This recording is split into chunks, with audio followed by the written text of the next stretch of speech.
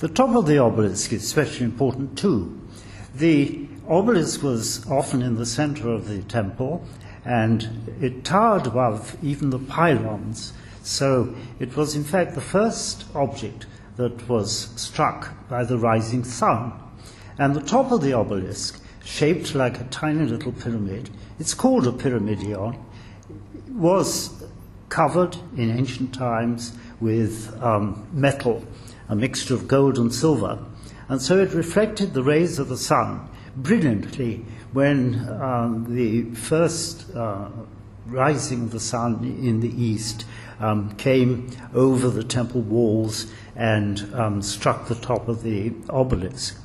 Now it's called a pyramidion, which simply means a tiny pyramid.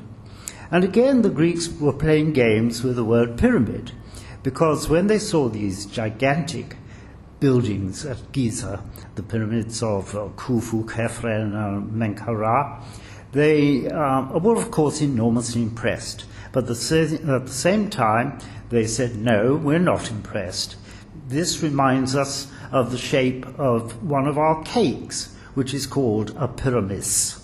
And so our word, which we use all the time about these marvelous buildings, pyramid, to the ancient Greeks, was simply a cake that they would cook in the kitchen and serve for your afternoon tea. Not that they had tea in those days.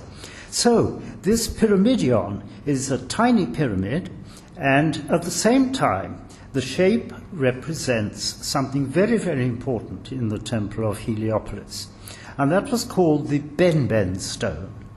And this Benben stone represented the first earth that came up every year when the waters of the inundation, which took place in the summer months in Egypt, when the waters in the inundation were beginning to recede. Every year, you see, the Nile flooded, and it was a great mystery to the Greeks why it should flood in the summer, because most rivers, of course, flood in the winter, when there is snow, when there is rain, but the Nile floods in the summer. They couldn't understand why.